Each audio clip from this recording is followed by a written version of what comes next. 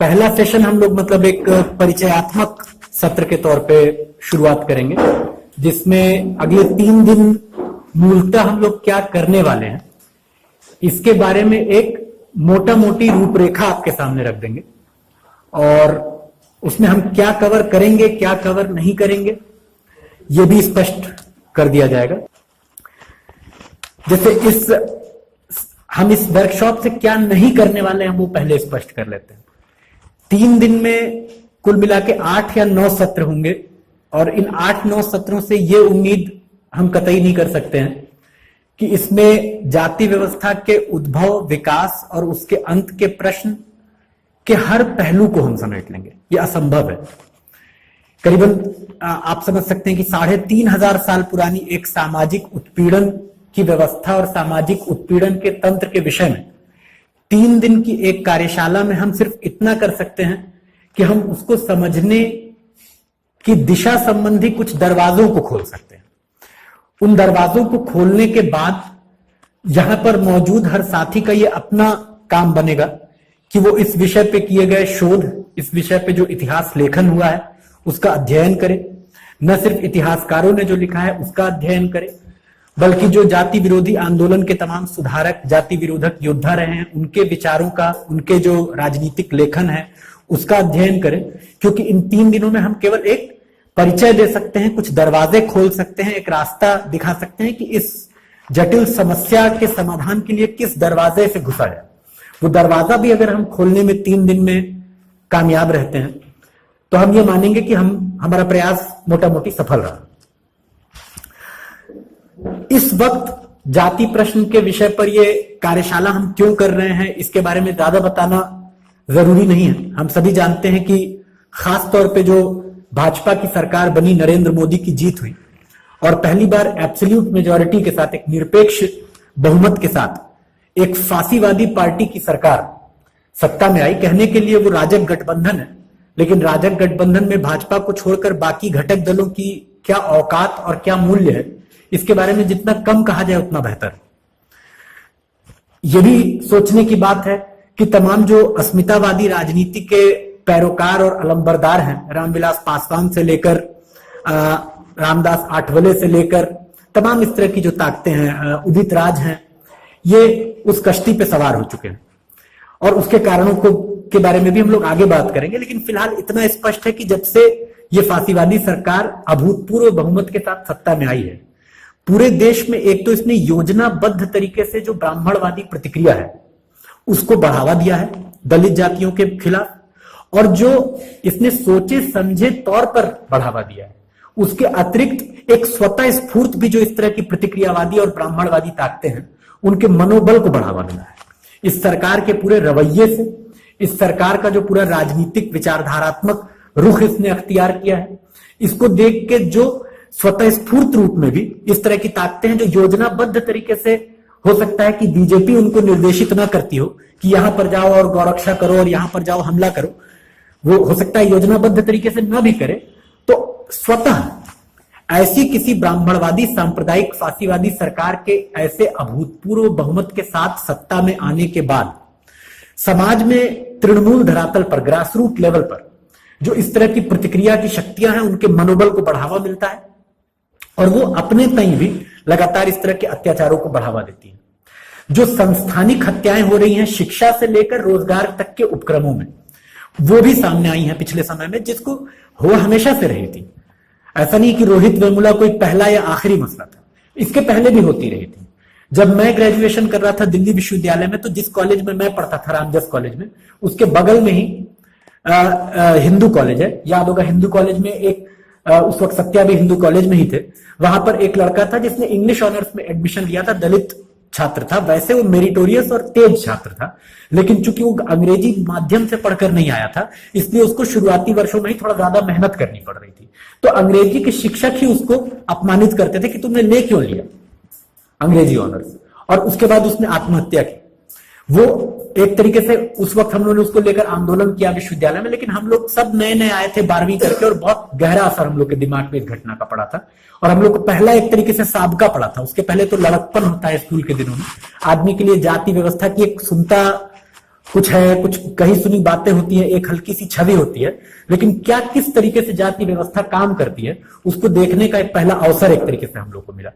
और उसी क्रम में तमाम इस तरह की घटनाएं होती हैं। रोहित वेमुला की घटना के साथ एक पूरे देश में जैसे वो एक घटना थी जो एक टिपिंग पॉइंट बन गया। पूरे देश में ये जो जातिगत उत्पीड़न की घटनाएं बढ़ रही थी, इससे जो एक गुस्सा, एक नफरत, एक असंतोष जो संचित होने की एक लंबी प्रक्रिया चल रही थी, वो मानो फूट पड़ा एक घटना के। ये कोई एक अकेली घटना पर फूटा हुआ गुस्सा नहीं था, बल्कि सतत जारी जातिगत उत्पीड़न की घटनाओं पर संचित गुस्से का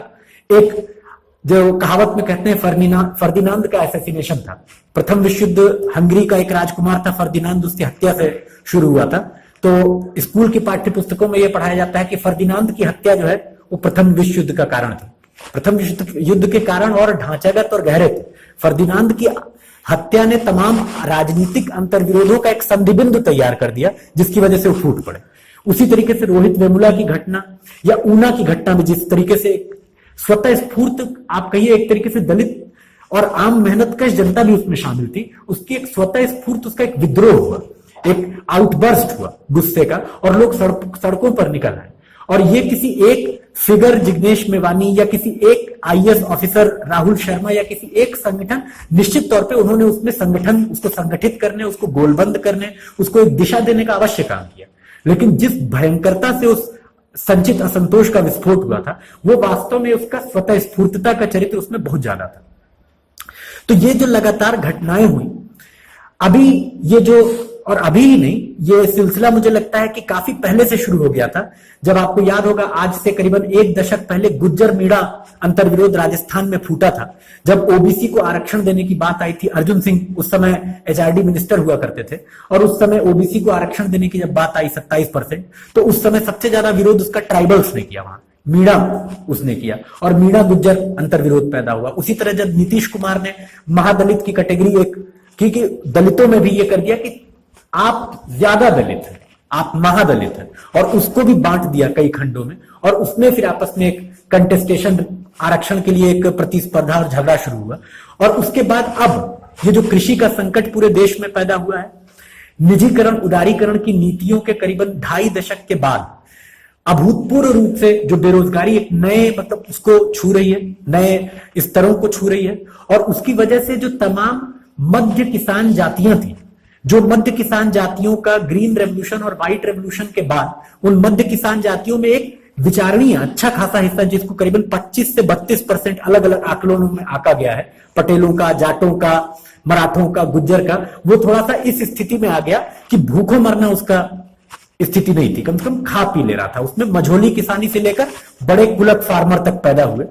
और वो जब किसानी का संकट नव उदारवादी नीतियों के बाद जारी हुआ, तो स्थिति उसमें यह पैदा हुई है कि धनी किसान बड़ा क्रेडिट लेके कैश क्रॉप, नकदी फसलों का उत्पादन करके मार्केट में आई मंदी के बाद आत्महत्याएं कर रहे हैं। छोटे किसान जो नॉन इंस्टीट्यूशनल क्रेडिट है, यानी कि जो कि बैंक या बड़ी वित्तीय संस्थाएं नहीं देती, बल्कि गांव के पैमाने पे मौजूद छोटे आड़ती और सूदखोर दिया करते हैं, उनके भयंकर जो इंटरेस्ट, जो सूद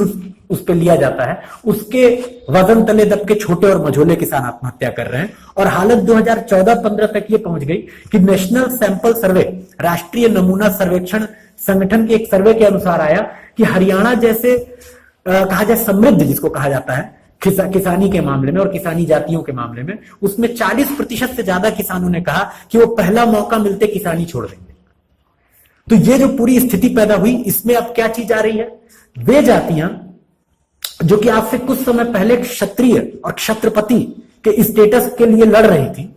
और अपना उस पर दावा ठोक रही थी, क्योंकि उनकी राजनीतिक और आर्थिक शक्तिमत्ता बढ़ गई थी, लेकिन उनका कर्मकांडीय जो स्टेटस था वो ब्राह्मणवादी हायरार्की में, पदानुक्रम में वो नीचे था। और आर्थिक और राजनीतिक शक्तिमत्ता बढ़ने के साथ वो दावा अपना ठोक रही थी क्षत्रिय स्टेटस पे। वही जातियां अब दावा इस पे ठोक रही है कि हमें ओबीसी घोषित करो और हमें ओबीसी में आरक्षण दो। तो किस तरीके से पूंजीवादी व्यवस्था के संकट में नव उदारीकरण और निजीकरण और भूमंडलीकरण के दौर में एक ऐसा संकट पैदा किया है जिसमें जाति व्यवस्था भी एक नए रूप में, जातिगत समीकरण भी अपने आप को एक नए रूप में अभिव्यक्त कर रहे हैं। एक ऐसे दौर में जब अभी 2 दिनों पहले ही अब तक का सबसे बड़ा ये मराठा मोर्चा जो मुंबई में निकला, और लगातार अस्मितावादी राजनीति जो है, ये दो अस्मिताओं के टकराव के जरिए इस पूरे मसले को वर्ग राजनीति से दूर ले जाकर वो अस्मितावादी राजनीति के केंद्र में स्थापित कर रही है। एक ऐसे दौर में हम लोग को लगा कि आज अंडरस्टैंडिंग कास्ट, जाति व्यवस्था को समझने के प्रश्न पर एक ऐसी कार्यशाला आयोजित की जाए, जिस कार्यशाला में हम कुछ बुनियादी अवधारणात्मक सवाल, कुछ बुनियादी नुक्ते स्पष्ट कर सकें और एक दरवाजा खोल सकें तमाम युवा साथियों के लिए। ऐसा नहीं कि मैं वक्ता हूं यहां तो मैं सब कुछ जान गया हूं, मैं जितना जानता हूं वो मैं साझा करना चाहता हूं और मेरा ज्ञान भी प्रश्न चिन्ह के दायरे के भीतर है। प्रश्नोत्तर के सेशन में आप सभी लोग मुझे प्रश्न कर सकते हैं, किसी प्रश्न पे बातचीत हो सकती है, बहस हो सकती है, उसकी पूरी स्पेस हम लोग है, क्योंकि इससे हमारी भी समझदारी, पूरे समूह की समझदारी एक आगे बढ़ेगी। लेकिन जितनी चीजों पे हम लोगों ने अब तक सोचा है, समझा है, कुछ अहम मुद्दे हैं जिन पे हम एक मुकम्मल मुकाम पर पहुंचे हैं, जिन पे हमारी एक स्पष्ट सोच बनी हुई है, उसको हम साझा करेंगे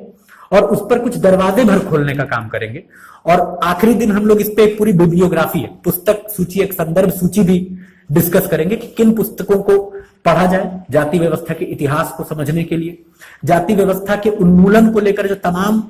काम हुए हैं, जो तमाम विचारधाराएं, जो तमाम राजनीतिक अवस्थितियां मौजूद हैं इस समय, उनके बीच में क्या फर्क है, उसको कैसे समझा जाए और आज के दौर में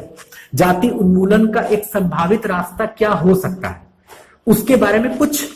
बेहद विनम्र प्रस्ताव। ऐसा कोई दावा नहीं कि हमारे पास अंतिम समाधान इस मसले का मौजूद है, ये छोटा मुंह बड़ी बात होगी, लेकिन निश्चित तौर पे कुछ विनम्र प्रस्ताव, कम से कम इतना कि क्या नहीं करना चाहिए, ताकि ये स्पष्ट धीरे धीरे हम कर सके कि क्या करना चाहिए जाति उन्मूलन के लिए। अगर हम इतना भी रख पाएंगे तो हम अपने आप को सफल मानेंगे। दूसरी बात यह है कि इस पूरी चर्चा के दौरान खास तौर पर जाति व्यवस्था के उगम, उसके विकास और उसके पूरा जो एक इतिहास रहा है अभी तक का, उसके बारे में हम मुख्य तौर पर जो राजनीतिक जाति विरोधी सुधारक रहे हैं या जो राजनीतिक नेता रहे हैं जाति अंत आंदोलन के, उनके लेखन पे मुख्य तौर पे बात नहीं करेंगे, चलते चलाते उनके लेखन पे बात करेंगे कि उस पे महात्मा फुले ने क्या लिखा है, उस पर डॉक्टर अंबेडकर ने क्या लिखा है। यह हमारी चर्चा का केंद्र नहीं होगा जब हम इतिहास जाति व्यवस्था का डिस्कस करेंगे, क्योंकि ये सभी राजनीतिक चिंतक थे। इनके सामने मुख्य एजेंडा ये था कि जाति अंत के लिए इन्होंने अपने अपने तरीके से एक आप कह सकते हैं कि राजनीतिक फिक्शन भी रचा, राजनीतिक एक कल्पनाएं भी कुछ की, कुछ राजनीतिक सिम्युलेशंस किए। सिम्युलेशंस का मतलब हुआ कि राजनीतिक कुछ क्या बोलेंगे, प्रोजेक्शंस, मतलब कुछ अंदाजे कुछ स्पष्ट किए कि ऐसा हो सकता है कि हुआ हो। जैसे कि महात्मा फुले ने कहा कि राजा बलि थे, राजा बलि वहां गए और वो मूलतः ईसा थे, और राजा बलि वास्तव में यहां पर जो दलित जातियां थे उसके एक तरीके से राजनीतिक रिप्रेजेंटेटिव थे, उनके राजा थे। जाहिर तौर पे ऐतिहासिक तथ्यों के आधार पे ये बात सही साबित नहीं होती है, लेकिन पूरी दुनिया में चाहे वो अश्वेत कहना गलत होता है, काले लोगों का संघर्ष हो, क्योंकि अश्वेत शब्द ही राजनीतिक तौर पर इनकरेक्ट शब्द है, क्योंकि श्वेत से के बरक्स खड़ा किया था कि जो श्वेत नहीं है वो अश्वेत है। लेकिन हम लोग को भी यही पढ़ाया जाता है तो हम लोग भी अक्सर अश्वेत, काले लोग, ये राजनीतिक तौर पे सही शब्दावली है। काला होना कोई गलत चीज नहीं। तो काले लोगों का जो शुरुआती दौर में जो भी दमित उत्पीड़ित कौमें रही, चाहे वो काले लोग रहे हों, चाहे वो लैटिनो आबादी रही हो 18th सेंचुरी 19th सेंचुरी में जब स्पेनिश दमन का वो शिकार हो रही थी, या फिर पहली बार जो दलित असर्शंस हुए, चाहे वो निर्गुण भक्ति आंदोलन में हुए हों मध्यकाल में, या वो आधुनिक काल में फुले, अंबेडकर, पेरियार, अयंगाली के दौर में हुए हों, इन सभी प्रारंभिक जो प्रतिरोध के आंदोलन दमित कौमों के होते हैं उसमें फिक्शंस रचे जाते हैं। यह अपने आप में कोई बुरी चीज या गलत चीज नहीं है, क्योंकि दलित कौमों के पास शुरू से इतिहास की कोई वैज्ञानिक और ऐतिहासिक समझदारी नहीं होती है। क्यों? इसलिए नहीं क्योंकि वो नस्ली या आनुवांशिक तौर पे कमजोर है, इसलिए क्योंकि उन्हें ढांचागत तौर पे और योजनाबद्ध तौर पे उस ज्ञान के स्रोत से वंचित रखा जाता है, ज्ञान के भंडारों से दूर रखा जाता है। और इसलिए जब पहली बार वो अपने कहा जाए कि मुक्ति के लिए लड़ते हैं, तो अपनी मुक्ति के लिए वो कई बार एक अतीत की कल्पना करते हैं, कल्पित अतीत पेश करते हैं, एक इमेजिन्ड पास्ट वो पेश करते हैं। और ये एक नेचुरल सी बात है कि ऐसा होता है। यहां तक कि मजदूर वर्ग और किसानों ने भी किया। टाइपिंग रेबेलियन का अगर आपने नाम सुना, बहुत बड़ा किसानों का विद्रोह था चीन में। तो वहां वो किस चीज के लिए लड़ रहे थे? स्वर्गिक, प्राचीन स्वर्गिक राज्य की स्थापना के लिए। कि कोई, उन्होंने कल्पना की थी कि प्राचीन काल में कोई स्वर्गिक राज्य था जिसकी स्थापना हम करेंगे तो सब कुछ ठीक हो जाएगा, सामंत हमको लगान लेके लूटेगा नहीं। सच्चाई यह थी कि प्राचीन काल में ऐसा कोई स्वर्गिक राज्य था ही नहीं, लेकिन अपने वर्तमान के संघर्षों को प्रतीकात्मक रूप से शक्ति देने के लिए कई बार कल्पनाएं की जाती हैं। और इस तरह की कल्पनाएं हर दमित शोषित वर्ग अपनी लड़ाई के शुरुआती दौर में करता है। अंबेडकर ने भी अपने तरीके से की है, फुले ने अपने तरीके से की है। परियार इसमें थोड़े से अलग है, परियार का थोड़ा लेखन इसमें थोड़ा सा स्टैंड आउट करता है, लेकिन अंबेडकर ने अपने तरीके से की है, फुले ने अपने तरीके से की है। अयंगाली ने ज्यादा कुछ लिखा नहीं, वो लड़ने में ज्यादा, मतलब सड़कों पर उतर के लड़ने में लगे रहे। हम लोग अयंकली बोलते हैं, वो अयंकली नहीं, अयंगाली है जो उसका सही मलयाली प्रोनाउंसिएशन है। तो अयंगाली ने अपने तरीके से किया। लेकिन मूल बात यह कि हम इन लेखनों पे हम बाद में आएंगे, जब हम इन जाति विरोधी सुधारकों या योद्धाओं, क्योंकि इनमें फर्क है, जाति विरोधी जो सुधारक या योद्धा थे, इनके पूरे राजनीतिक चिंतन पे जब आप अलग से बात करेंगे तो हम इनकी कल्पनाओं पर भी संक्षेप में चर्चा करेंगे। लेकिन जब हम जाति के इतिहास, उद्भव, विकास पर चर्चा करेंगे तो उस वक्त हम जो वैज्ञानिक और ऐतिहासिक शोध हुआ है जाति व्यवस्था के पैदा होने पर, वर्ण जाति व्यवस्था किस रूप में पैदा हुई, कैसे विकसित हुई, और जो इतिहास ठोस तथ्यों और ठोस प्रमाणों, हार्ड फैक्ट्स और हार्ड एविडेंस पे आधारित है, उस इतिहास पे हम मूल तौर पर फोकस करेंगे। निश्चित तौर पे, और कहने की जरूरत नहीं है कि जो हार्ड फैक्ट और हार्ड एविडेंस यानी ठोस तथ्यों और ठोस प्रमाणों के आधार पर भी जो इतिहास लेखन हुआ है उसमें आपस में काफी विवाद है इतिहासकारों में। कुछ मसलों पर आम सहमति बन चुकी है, लेकिन कुछ मसले ऐसे भी हैं जिस पे जबरदस्त विवाद चल रहा है। लेकिन वो विवाद भी बहुत कुछ बताते हैं जाति व्यवस्था के इतिहास के बारे में। जो इतिहासकारों के बीच में जो बहसें हैं वो भी बहुत कुछ बताती है। इसलिए हम इतिहासकारों की उन आम सहमतियों पर भी बात करेंगे और इतिहासकारों के बीच में चली आम बहसों पर भी बात करेंगे जिनमें उनमें आम सहमति नहीं बन पाई है, जिससे कि जाति व्यवस्था के बारे में जो उपलब्ध स्रोत, चाहे वो पुरातात्विक हो, वो साहित्यिक हो, वो न्यूमिस्मेटिक्स हो यानी सिक्के के रूप में हो, या वो किसी अन्य रूप के स्रोत हो, फोकलोर्स हो, बहुत तरीके के स्रोत मतलब मौजूद हैं, लोक कथाएं हैं, धार्मिक ग्रंथ हैं, बहुत सारी चीजें हैं। उन सभी धार्मिक ग्रंथों, लोक कथाओं, आर्कियोलॉजिकल एविडेंस और उनके आपसी मिलान से जो कुछ स्पष्ट सत्य उद्घाटित हो चुके हैं उन पे फोकस करेंगे। यानी लुब्बे लुभाविए कि इतिहास पर चर्चा करते वक्त हम जाति विरोधी सुधारकों और योद्धाओं के पॉलिटिकल फिक्शन पर, राजनीतिक कल्पनाओं पर अपनी बात को केंद्रित नहीं करेंगे, बल्कि हम ठोस तथ्यों और ठोस प्रमाणों पर के आधार पर जो वैज्ञानिक इतिहास लेखन हुआ है उस पर हम फोकस करेंगे। और कुछ चीजें अंडरस्टूड हैं जिनको कहने की जरूरत नहीं है।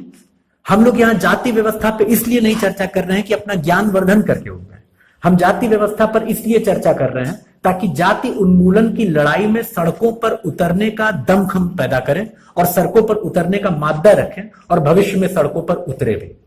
सिर्फ बात करने के लिए बात करना हमारा काम नहीं है। हमारे लिए सिद्धांत जो है वो कर्मों का मार्गदर्शक सिद्धांत है, और जो सिद्धांत कर्मों का मार्गदर्शन नहीं कर सकता है वो सिद्धांत नपुंसक, पुंसत्वहीन सिद्धांत है, और ऐसे सिद्धांत पे बहुत देर तक चर्चा करने का यहां कोई लाभ नहीं है। हम उन प्रश्नों पर चर्चा करेंगे जिन प्रश्नों का वाकई में हमारे जाति अंत के जो क्रांतिकारी आंदोलन, जाति अंत का वो आंदोलन नहीं जो सरकार को अर्जियां देने, आवेदन देने, उनको प्रार्थना पत्र देने पर सीमित रहे, जिसमें ये दमखम हो कि जब मिर्चपुर, खैरलांजी और गोहाना हो तो सड़क पर उतरकर इन फांसीवादी ब्राह्मणवादी गुंडों का मुकाबला भी कर सके। तो जाति को समझना इसलिए है ताकि जाति उन्मूलन के लिए लड़ना है। जैसा कि एक क्रांतिकारी चिंतक रूस के थे प्लेखानोव, उन्होंने कहा था जिंदा लोग जिंदा सवालों पर सोचते हैं, इसलिए हम लोग जिंदा सवालों पर बात करेंगे और जिंदा सवालों के जिंदा जवाब देंगे।